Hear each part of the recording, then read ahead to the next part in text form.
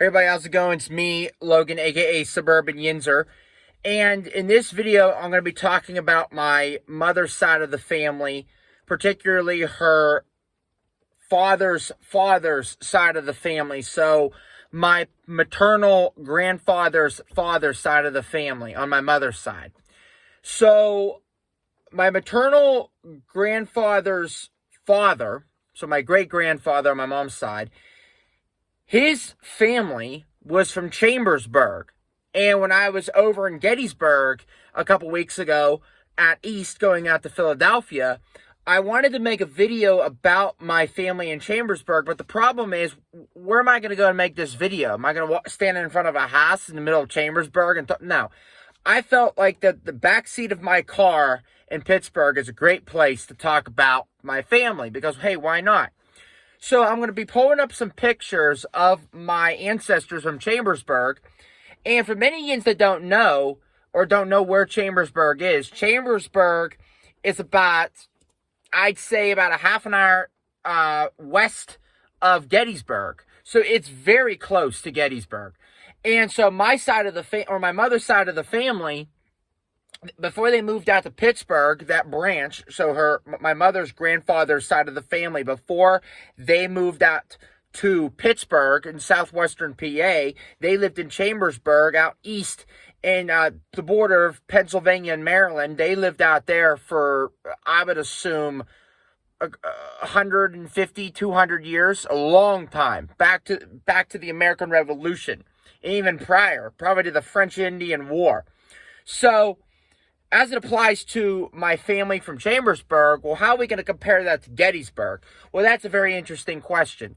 So, there's one person in particular in my bloodline that I want to talk about primarily in this video, and that is my fourth great-grandfather. So, my great-great-great-great-grandfather on my mother's side of the family. His name was Jacob Frederick Reamer. Okay, and the family names associated with Chambersburg that come from Chambersburg are Zimmerman, Bender, Rearick, and Reamer, and Polsgrove. So if you remember those names, I'm going to be mentioning them throughout the video. But Jacob Frederick Reamer, my fourth great-grandfather, was born on August 8th, 1839. Now his daughter, my third great-grandmother, her name was Minnie Grace Reamer, but her married name was Rearick. Okay? So in this picture that I'm pulling up right now on the screen, this is Minnie, the older woman. Her son, my second great-uncle, Chester Reamer Rearick, and Chester's son, Chet, or Little Chet, and Little Chet was named Chester Loring Rearick. And in this picture, I don't know if Yins could tell, but they are standing in front of and beside a cannon. And that cannon is located in Gettysburg, Pennsylvania. Now, the reason why they're in Gettysburg is because of a good reason. This picture was taken in 1923, okay? So this is very close to the Battle of Gettysburg. Yet many Yins could say, well, Logan, that's only 60 years. That's not close. But compared to now, 160 years later, I would say it's a lot closer back then than it is today. So this picture was taken in Gettysburg at the battlefield. And how does this apply to Minnie's father, Jacob?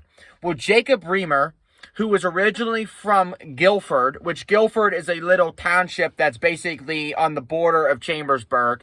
So it's basically like, if you would say, the South Hills of Pittsburgh. It's the equivalence.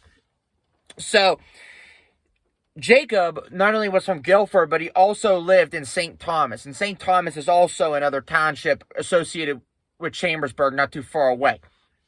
So Jacob Reamer, my fourth great-grandfather, the reason why that this side of the family is so committed and devoted to the Civil War and to Gettysburg is because their ancestor, Minnie's father, Chet's grandfather, was a Civil War veteran of the Union Army. Jacob Reamer enlisted on August 9th, 1862 in Chambersburg, Franklin County, Pennsylvania. And he enlisted in the 126th Pennsylvania Volunteer Infantry Regiment. in Company H. And Company H was primarily St. Thomas, men from St. Thomas, Pennsylvania, where Jacob was from. Jacob was wounded at the Battle of Fredericksburg on December 13th, 1862, when he was 23 years old. It says here that the 126th Pennsylvania was in the 1st Brigade, 3rd Division of the 5th Corps of the Army of the Potomac, commanded by Daniel Butterfield during the Battle of Fredericksburg. The 126th Pennsylvania during the Battle of Fredericksburg was not really engaged before that battle. That was the first major battle, and they took severe losses at that battle, especially my 4th great grandfather, who was wounded at the battle. So while he was recovering from that wound sustained at Fredericksburg, so we're talking December of 1862, skipping to now July 1863. So the following year, he's recovering in Chambersburg or St. Thomas, basically a half an hour away from Gettysburg, and then all of a sudden, the distant booms of artillery about a half an hour away in Gettysburg.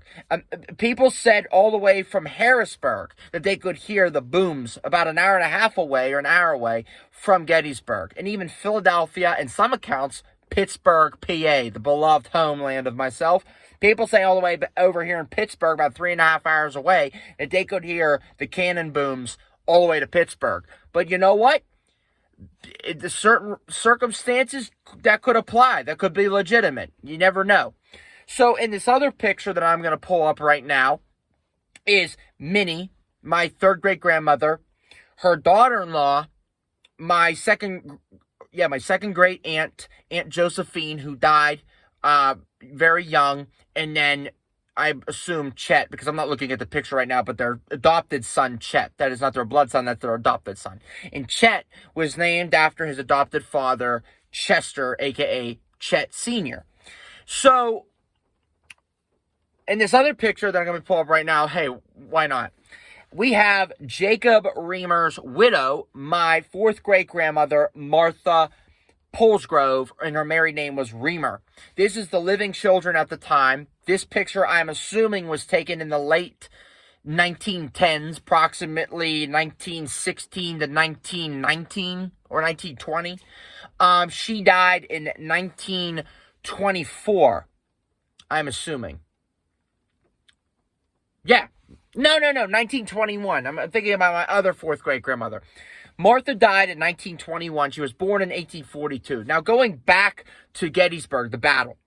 Martha, the older woman you just saw in the middle in this picture, Martha in 1863 was also living in St. Thomas, Pennsylvania, so she could hear the booms of the cannon roars all the way to Gettysburg, from Gettysburg to Chambersburg.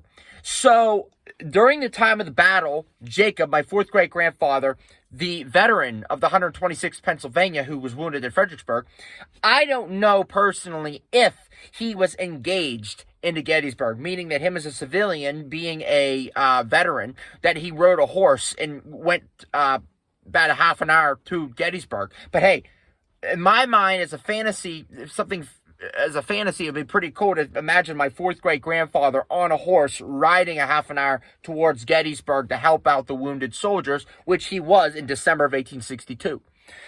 And so the 126th Pennsylvania, going back to his original regiment, that was a 9-month regiment, meaning it was only supposed to be applied or active for 9 months. So it wasn't like when he enlisted in it originally, that wasn't like he was going to be in it for 2 or 3 years. It was only a 9-month deal. Because Abraham Lincoln was trying to muster up more soldiers in 1862, especially the late summer of 62, because the popularity and, let's just say, the morale of the Union was falling going into late 1862. So Lincoln, the administration, and the War Department wanted to raise up morale and raise up another, I think, 75,000 troops in 1862. And my 4th great grandfather was applied to that. So going into 1864, okay, the year after Gettysburg, my 4th great grandfather and 4th great grandmother, Jacob and Martha, they get married in 1864. Now, what happens in July of 1864? So a year after the Battle of Gettysburg, the Army of Northern Virginia comes back. So they were already in Chambersburg in 1862. 1863, they were also in Chambersburg. I forgot to mention that my mother's ancestors on her mother's side of the family from Virginia, they actually, the 19th Virginia, my distant relatives, they actually marched through Chambersburg to get to Gettysburg. So my fourth great grandfather and fourth great grandmother and their families actually witnessed Confederate soldiers walking through Chambersburg to get to the Battle of Gettysburg, which is really cool.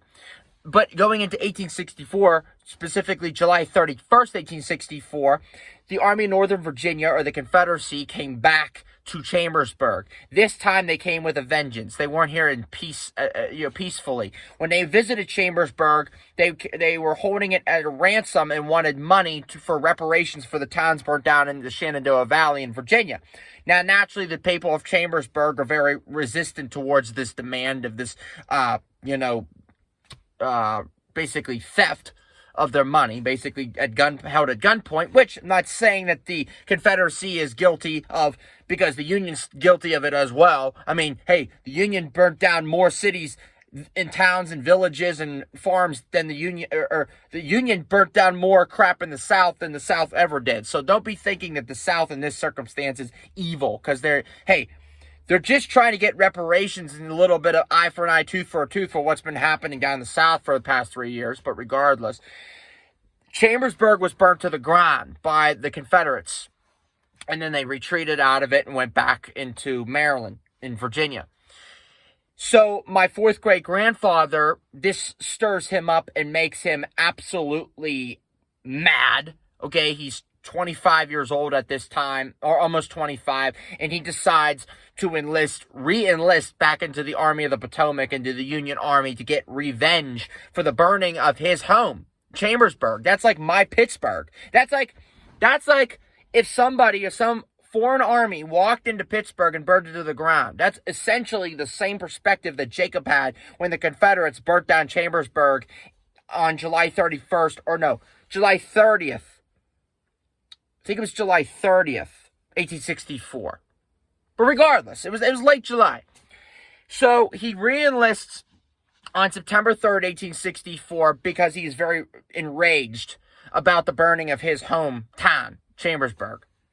And so that's about more than a month after the burning of Chambersburg. So he re-enlists into the 209th Volunteer Pennsylvania Infantry Regiment. And so at this time, he's 25 years old, and now he's promoted to a sergeant because of his past service. And he was highly educated. I think he had a college degree at this time, if I'm not mistaken. But he wasn't an officer, which is very interesting. So after this, he serves in the 1st Brigade, 3rd Division of the 9th Corps of the Army of the Potomac. And then he was discharged on May 31st, 1865 as a first sergeant in the Union Army, which is very prestigious, very honorable. I mean, in my opinion, it's pretty impressive. So after the Civil War, he comes back to Chambersburg, where he lives the rest of his life with his wife, Martha, and they have many children, as I'm showing right now. This is the living children, the ones that didn't die at the time. And so he served as, according to his obituary here, where is it? Blah, blah, blah. Okay. He filled the office of principal in the Williamsport, Pennsylvania High School, and later an agent for the Adams Express Company. And also, he was a teacher before he became the principal. So before he became principal of Williamsport, PA High School, he was a teacher, which I'm assuming if he's going to teach something, it should be American history or history in general. But I think back in the 1800s, teachers didn't just teach one specific subject. They probably had a broad spectrum. But which just shows that he could read and write. He knew arithmetic, reading. He was a very educated man. I mean, hey, he went to college. And so, after he became the principal and worked for the Adams Express Company, he had 3 strokes, okay? 3 strokes in about a span of 15 years, and he lived, as it says, as an invalid for 15 years because of severe rheumatic affliction. And a stroke befell him in May of 1914, have deprived him from his speech and comprehension, and then he died on July 27th, 1915 in Waynesboro, Franklin County, Pennsylvania, when he was, I would say 75 years old, okay? And so it's a pretty sad ending to his life, but let's not disregard and forget about the military service and the prestigiousness and the absolute cool timeline of this man who was an eyewitness to not only the Battle of Fredericksburg, or the Civil War all in all, but also the Battle of Fredericksburg, being wounded there, witnessing the Confederates come up in 1862, 63, and 64, witnessing the Battle of Gettysburg, witnessing the Army of Northern Virginia marching through Chambersburg, his hometown, and witnessing the burning down of Chambersburg in 64. And the siege of Petersburg in 65. So in my personal opinion, my fourth great grandfather, First Sergeant Jacob Frederick Reamer, I'd say that he had a pretty awesome life, especially those 4 years from 61 to 65. Wow. The witnessing of history of that man. If he was a teacher, he was a teacher, but if he was a history teacher and he taught history, I'd want to be in his classroom, without a doubt. Because the stories that man had of the Civil War alone, forget about it. So, in conclusion, at the end of this video, I want to say, as his fourth great grandson, I am super proud of him, and I'm super honored that I have family that was from Chambersburg and that was that close to the Civil War, and especially my favorite, the Battle of Gettysburg. I think that this video is a pretty good conclusion and pretty good summary of why Gettysburg is so prominent and so close to my heart, why I love it so much, because I have familial connections and relations to the battle. And I also wanted to share this with yins because it's a pretty good summarization and conclusion of what Gettysburg means to myself and my family, and why I love going out to that part of the state, Chambersburg, Gettysburg, going out east, why it's so special and sentimental to me and my family, and that's the reason why. So anyway, I'd like to thank yins for watching this video. I really appreciate it, and if you enjoy it, please hit the like button, and if you have a chance, subscribe. I would really appreciate that. So anyway, in conclusion, I'm Logan Joyce. That's my nickname. Give me the benefit of the doubt, aka Suburban Yinzer. And I wanted to say peace and have a good day.